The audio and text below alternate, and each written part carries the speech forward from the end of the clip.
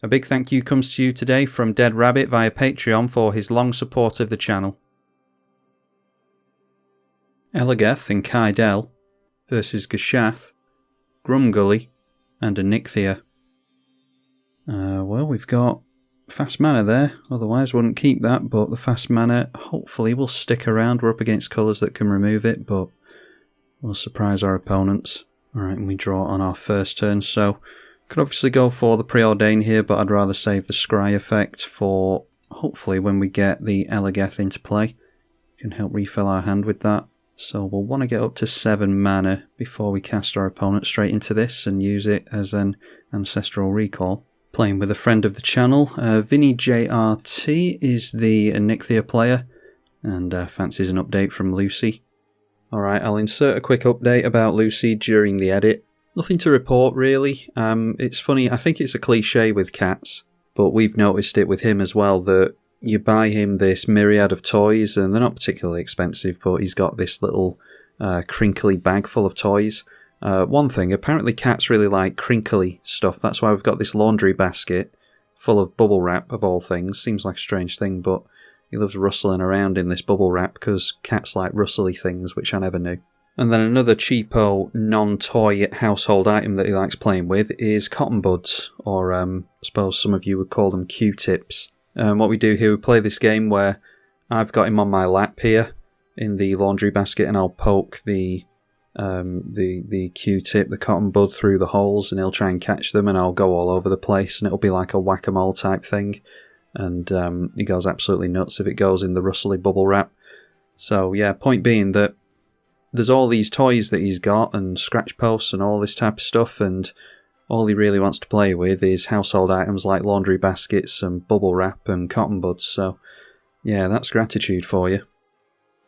Alright, we draw into a crystal ball, which could be worth getting down so that we don't have to use the Preordain with our commander. Does mean not getting down the Kydele this turn. I think I'd rather get down the Kydele, to be honest. But maybe next turn the crystal ball. Sanctum Weaver for Anikthea, and a Nature's Law from Grumgully, and a Sylvan Library, so plenty of decent spells on turn 2.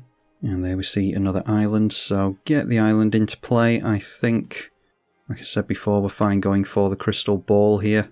And won't be able to hold up the Dissolve, but I can threaten a 2-mana counter spell. I'd rather use the Dissolve once the Sphinx is in play, obviously. Anikthea fixing the colours with Cultivate, Elemental Bond for Grumgully, and Gishath drawing a card to the draw phase, and then has the option of a couple more from the Sylvan Library, but sticking at 6 cards in hand, going down to 5 straight away by making a land. And that is the first dinosaur, a Wayward Sawtooth, so clearly has another land available. So we'll scry 2 with the crystal ball at the end of the turn, and again a couple of lands on top. Manamo is probably going to be a good one to get down, so it'll be forest on the... Yeah, I suppose we have to keep a basic forest, unfortunately, because we're shy on green. But we will play the Manamo next turn, losing the flip twice in a row to the Mana Crypt. And obviously we know what we're drawing into here, so play out the Manamo. And we're not going to be able to draw a bunch of cards into Kydele, unfortunately. It'll already be tapped down. But we are getting our commander out more quickly, thanks to the fast mana. Both of our expensive commanders out by turn 4. Yeah, we might as well make use of the crystal ball. We can threaten an Offer You Can't Refuse, which is in the deck. Swan Song, cards like that. But obviously we're just holding up the mana for the crystal ball. Although I suppose no one's going to play around that. If they've got removal, they'll just use it. So for the sake of speeding up the game, I'll go for the crystal ball. But I should threaten the mana. Someone could always remove this in response to the crystal ball as well, which is noteworthy. So hopefully Anikthea will tap out here. Alright, Amerari's Wake for our opponent. I'll just hope that he doesn't have any white mana for a swords. Alright, and clearing a couple of lands off the top takes us back to 7 in hand. And a Seal of Primordium, so probably gets rid of Crystal Ball, maybe the Mana Crypt. Probably wants to wait until his commander's in play though. And there's a Blasphemous Act. That's pretty bad news for us. This is the issue with having the more expensive commanders. It's difficult to protect them. Gishath continues to stick at 40 life. And now plays Oracle of Muldiah, so maybe stacked a couple of lands on top of his library. And he did, so gets both of those in. And showing us an Arcane Signet on top of the library. 3 bolts in a row from the Crypt. And there we see another Scry effect in Deliberate. Have plenty of those in the deck, of course. So we'll go for the Kydele again. Sarah's Sanctum from the Enchantress player will tap for 2, or actually 3 thanks to the Mirari's Wake, into a Sigil of the Empty Thrones, so Enchantress going off here. And down comes Anikthea into that Seal of Primordial, making an Angel on the way in. Brings back the Sanctum Weaver, so maybe our opponent was a bit too hasty on the Blasphemous Act. Was obviously worried about what we could do with the Kydele and the Eligeth though. Now I'm having to pass through the turns quite slowly now, because if I auto-yield, then the Seal of Primordium will automatically get a destruction of the Crystal Ball if I'm not careful. Grumgully coming down for the first time, and that will cantrip thanks to the Elemental Bond. Followed by a Vexing Shusher. We don't have too much counter magic in the deck, and I probably just want to counter something like a Blasphemous Act. Anyway, that comes down with a plus counter, so that means it has enough power to draw. So Grumgully stopping at 6 cards in hand and plays a land. Alright, I'm just going to scry now so that we can pass straight through Gishath's turn. Thassa's Oracle we definitely don't want, so put that on the bottom. I'll keep hold of the 3 visits though. We want as much land ramp as possible because the artifacts are going to be too delicate apparently. The Arcane Signet being thrown out by Gishath, who now has a Beast Within on top, but that'll get shuffled around thanks to Cultivate. Should expect plenty of ramp from a Gishath player. And then we see another land with Cinderglade on top, so able to play that, and there's an Ancient Tomb. So playing that as well, revealing a Mana Crypt. Now if our opponent sees a Mana Crypt over here, then he might hold on to the Seal of Primordium, not blow ours up, but we're rapidly becoming not the threat. Kinjali's Sunwing now, which could be relevant if we have to recast Kydele and are able to give it haste with a Boots, winning our first Mana Crypt flip. Draw into the 3 visits that we knew was coming, so drop a forest, play the 3 visits. And we'll go for a Tropical Island. Lots of snows in the deck because there is a Snow Matters scry card that I can't remember the name of. So we could just play out our commander with no protection whatsoever, which probably isn't a good idea, but we're already a bit further behind than we'd like to be, so let's just make a bad decision here. In fact, what we might as well do is go for the Preordain, because we might as well get to draw a card. It will add mana to the Kydele. 1000-Year Elixir is good. Animist's Awakening depends entirely on if we actually get to untap with our commanders next turn. Yeah, I'll go for top, and I'll put the Animist's Awakening on top here so that we can have it in hand. So maybe should tap out into this instead. Yeah, let's go for the Deliberate. That will draw us another card. And if we're about to draw a bunch with the Animist's Awakening, then do we actually care what we're seeing here? 1000-Year Elixir or a Reason, that could replace the Preordain that we've just got into, so yeah, that can go on the bottom. We'll put this on top, and then we can tap Kydele for a bunch of mana. Then we gain a mana by untapping Kydele with Manamo, and let's see how many lands we can hit with the Awakening. Obviously want to put way more mana into this than Kydele is allowing us here, but it's a decent amount of mana, should hit a few lands. X is 7 on this. Alright, but only getting into 1 Verdant Catacombs, unfortunately, so I could use that to scry. We will pass the turn. Can also get out the tapped Snowland with this, but I'd rather take the scry on the Crystal Ball. Yeah, disappointing that. Our opponent's still holding on to the Seal of Primordium over here. Anointed Procession going to start doubling up all the tokens, and brings in a tapped 5/5 on the way. And then this tap for 8 white mana.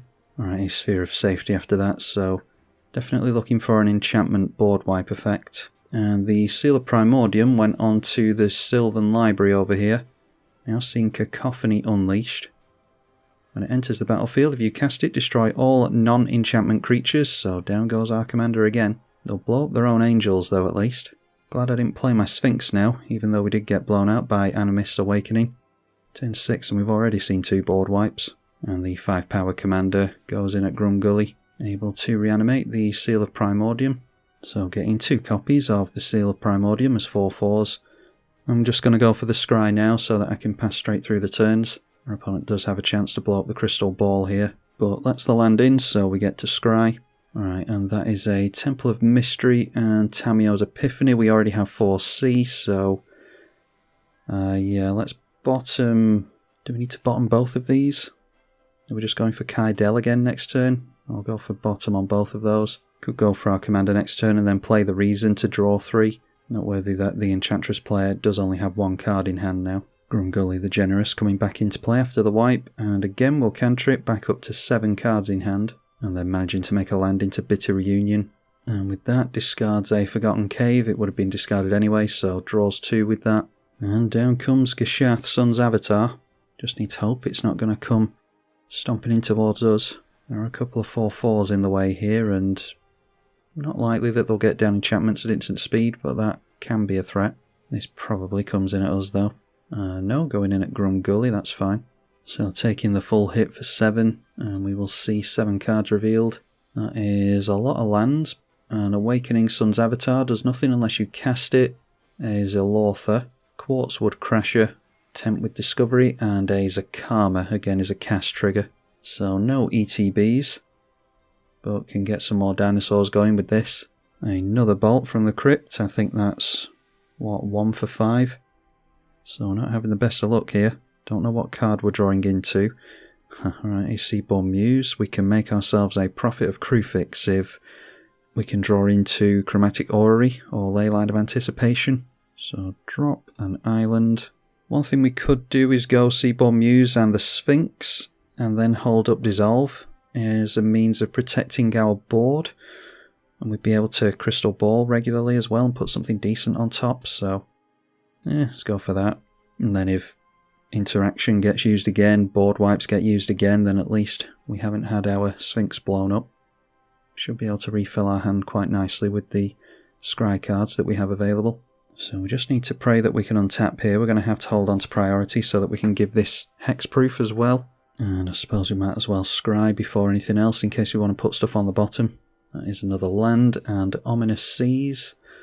Yeah, I'm hoping that we'll draw into more lands once we get the Sphinx out next turn, so that can be bottom and protection for our commanders is what I'm hoping for at the minute, I suppose. I mean, Ominous Seas can get a decent number of counters on it, but ramp and a means of protection is what I'm looking for. Now you can see once we get down Eligeth, this kind of engine is exactly the type of thing we want. We'll be able to scry every turn, which is going to be draw 2 cards with the Eligeth in play. And then we've got Kydele with Kruphix and the Horizon Stone will be able to bank mana. But all this relies on us keeping our commanders in play, which seems to be very difficult this game. And we are allowed to untap, so our opponent not going for the Seal of Primordium onto the Crystal Ball. 10 mana from the Serra's Sanctum and then deciding to untap it. Does get additional mana from each land thanks to Mirari's Wake, don't forget. And now it's a growing ranks, so at the beginning of your upkeep you get to populate, which means an additional Sanctum Weaver, an additional Seal of Primordium every turn, or they could just straight up go for an Angel. 2 5/5 Angels off that. And then Cacophony Unleashed is going to become a Menace with Death Touch, and is a 7/7. Doesn't seem to be a whole lot of spot removal this game, unfortunately. So the 7/7 going in towards Gishath, that is a Death Toucher, so they can double block and lose some dinosaurs if they like. And during the end step we'll go for Crystal Ball again. Going to get to look for a lot of cards with the Crystal Ball as long as we can keep hold of it. A land and a Seagate Restoration, that's tempting if we had Kydele in play, but we don't, so both of these on the bottom. We've seen the back of 4 cards at the moment. Beast Whisperer we will allow into play, and we'll cantrip thanks to the plus counter. And then a Rex Sage, hopefully going after some Enchantress stuff. We'll draw a card to the Whisperer, and we'll draw a card to the Elemental Bond as well. The plus counters from Grumgully making a hell of a difference. Targeting the Sigil of the Empty Throne. So as soon as I say that we're not seeing any targeted removal, we start to see it. And another card draw thanks to Findhorn Elves being cast. 7 cards still in our opponent's hand. I think Grumgully's gone too far below his starting number of cards in hand. Go for the Crystal Ball again. And this time it is Temporal Anchor, which is tempting, but Mana Vault's tempting as well if we can keep hold of Seaborn Muse. Scry to the bottom. If we have to constantly recast our commanders, then Mana Vault's probably worth keeping hold of until we see something else. Luckily it's a scry too. So we've got 4 activations with Zakama we can look forward to here if Gishath doesn't want to cast anything, which, yeah, I mean I'd definitely be blowing this up so that I could swing in at the Enchantress player. I think he's got a Mana Crypt in hand as well, so that would be a 5th activation actually. If you're going to get card advantage from Gishath, then I don't suppose there's much point in casting spells from your hand. Decides to go for the Mana Crypt though. Sunbird's Invocation, a classic for Gishath. Still 3 activations left with Zakama if he wants it. Looks like he's deciding against swinging in towards the Angels though. Okay, Apex Altasaur could That's probably going to get rid of our Seaborn Muse, isn't it? Just ask my opponent in the chat who he's fighting with the Apex Altasaur, because I'll counter it if he's going to fight our stuff. Natali, Primal Conqueror, speaking of threats. So we can scry something bad onto the top. Sunbird's Invocation, going to get blown up with a Seal of Primordium. That is worth the sacrifice there, I think. And this is always a non-land permanent, isn't it? Yeah, maybe we could just let them have the Mana Vault so that it'll get blown up by the Seal. Okay, so our opponent hasn't admitted that he's going to blow up the Seaborn Muse, so we'll take him at his word. Because if we allow him to get rid of the Enchantress's creatures with Apex Altasaur, then it means he's going to swing in over here. Although he won't be able to, thanks to the Sphere of Safety. Gets a Rampant Growth, a Mana Vault from us, and a Sylvan Library. Rampaging Brontodon for himself. Alright, so I'm going to assume that he's not planning on swinging in here anyway. And we'll just have to hope that he doesn't deal a bunch of damage to us. I think we're not at the greatest. Yeah, we're at roughly the same life total with Grumgully, so it could go either way. Might spread the damage. Go straight after the commander, so that'll be half the toughness of Altasaur gone. And then should probably go after the Sanctum Weaver as well. And yeah, that goes down, so that depletes the mana quite a lot. Yeah, and then does go after our Seaborn Muse, but I think it was still worth the sacrifice. I had a feeling he'd go after that. Probably should do, in all fairness. I'll go for the Scry with the Crystal Ball now. Yeah, and he's probably going to swing in towards us as well. Lands again, so yeah, getting some use out of this Crystal Ball. Oh, and then Grumgully scooping. Oh, that's such a dick move. So our opponent's getting a ban for that, I'm afraid. That's the type of thing that can change the outcome of games, because now he has to swing in towards us, and he might not have done. As it happens, I think he was going to swing in towards us anyway, but because we've only got one creature to throw in the way. But yeah, that's a really selfish move. So now our opponent, trying to swing in towards the Sphere of Safety, forgot about. So we're taking 9 and 7 from Gishath, and these are Karma. Deciding to hold back with these creatures. Don't know if he's just being kind to us here. Prognostic Sphinx, we're not going to block, we'll just take the damage. And hope that we can actually do something before the end of the game. Quartzwood Crasher will trigger and make a dinosaur. Alright, and whiffing on the Gishath apparently. Yeah, did we know about the Rampaging Brontodon already? Can't remember. Anyway, that's in play now, along with a token. We are down to 11, and I'm sure going to... I was going to say lose the flip, we win it for the second time. Alright, so all we can pretty much do here is play out our Sphinx and pray that we can actually do something. It will entail the Anikthea player wiping the board though. It's the problem with going fast. You can either go fast and take over the entire game, or you go fast and have your opponents use the removal way too quickly, like the Blasphemous Act before was way too soon. Although I suppose they didn't know what we had in hand and could have made a hell of a lot of mana with Kydele. So let's just go for the Reason, and hopefully we'll draw some cards for the first time with this, and just some lands on top, of course. Yeah, we'll play the Fairy Seer, and that will scry 2 when it enters. Alright, and now there's an Augury Owl and Omen Speaker, so we're drawing the cards, we're just not getting into anything all that decent, but not doing anything great this game anyway, I don't think, so let's just go for the Omen Speaker because it has more toughness. Although I suppose we could maybe swing in with the Sphinx first. No point swinging in while the dinosaurs are about. Just go for the Omen Speaker and wait to die. Wondering if partnering with this is even worth it, or maybe Kydele's just not the right partner to go with the Eligeth. Maybe it's just too expensive. Fierce Guardianship would counter a board wipe, but we're not going to be countering a board wipe here, I don't think. But we got to see a bit of what we want to do with the deck at least. There we see a Populate. There is still a Seal of Primordium available. They can get a couple of tokens with that. Deciding instead on the Angels, so trying to dissuade this player from swinging in towards him. So in comes Anikthea, Hand of Erebos. One card in our opponent's hand. And could go for the board wipe here. Grabbing a Sigil of the Empty Throne instead. There is the Cacophony Unleashed. Oh, of course you have to cast it, don't you? Yeah, I did read that before, so it's not a board wipe, you can constantly reanimate. Getting a couple of token copies with the Sigil of the Empty Throne. Doesn't have an enchantment to play into it, apparently. But if he does, it will be an Army of Angels. And I doubt we're going to make it through to the next turn. And this time our opponent deciding to blow up the Sphere of Safety. And looks like he's just going straight through to combat. So we pray for another turn here. 7/7 and the 16/16 trample going at the Enchantress. Everything in play has trample. We get Gishath coming in towards us. We get Zelotha as well. And the Quartzwood Crasher. And the Etali. So we're going to have to block with everything. And Zakama. Etali is now going into the left. +1/+1 for each land you control. So that jumps up to a 19/19. And we've got 29 points of damage coming in towards us. And we've got 15 points of toughness, which means we get 14 dealt to us no matter what. So yeah, we'll just block whatever. Like I said, I think we were a victim of going too fast there thanks to the Mana Crypt. It meant that the Blasphemous Act was cracked a bit sooner than it perhaps would have been. If we'd had to wait until we get our commanders out, they would have been out alongside Gishaths and the like, and then a board wipe might have been saved. But this player bouncing definitely affected the outcome of the game as well, so yeah, I'll show you all this one. I think it was a slightly interesting game. I don't think there's going to be all that much interest in Eligeth anyway, because it's a filthy old commander by now. And while you're watching this, I think we'll be a week away from seeing Ixalan. And that's where everyone's interest will lie at the moment.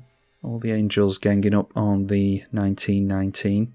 Seal of Primordial going in the way of the Etali. If they crack that in response, the trample damage will still go through. Noteworthy that Anikthea is trying to keep hold of the sigils. And these are cast triggers, so this thing reanimating enchantments won't get them into angels. They need to top deck an angel preferably. Destroying the Anointed Procession with the Zakama and the Anikthea, so yeah, Zakama doing some work as it tends to. Seal of Primordium getting sacrificed, giving us back our Mana Vault, but that means that all 7 damage will go through from this. And down we go to -4. Then the other player surviving at 13, the Quartzwood Crasher making some more dinosaurs, so there's a 26/26 and a 15/15. Then Zakama blowing up some more enchantments. Don't know what he's got in hand, but he should probably blow up the sigil before our opponent has a chance to get a cast trigger on that. Not that I think a few angels will matter at this point. They haven't done too well against the dinosaurs. There's an eerie ultimatum. Excellent. Fortunately, some things have been exiled. That seems like a funny thing to play with the Anikthea, actually, because if you're going to exile things from your bin, I mean, I suppose our opponent's glad of it now. Can grab some stuff back here, but I imagine Zakama can just blow it all up again. Don't forget the Cacophony is a cast trigger, so won't get the board wipe there. So our opponent just doing it for the fun of it, seemingly, and passes over the win to Gishath. So yeah, like I said, I think we were the victim of going too fast there, really, and forcing our opponent to wipe the board. Just fancied playing a Simic Scry Matters deck. I like Eligeth in particular. Maybe it's the wrong partner to go with it, because like I said, we need to be getting haste onto the Kydele, really. But it was a fun game regardless, so hopefully you all enjoyed it. Big thank you to the patrons for their support. I'm tribalkai. Thank you for watching.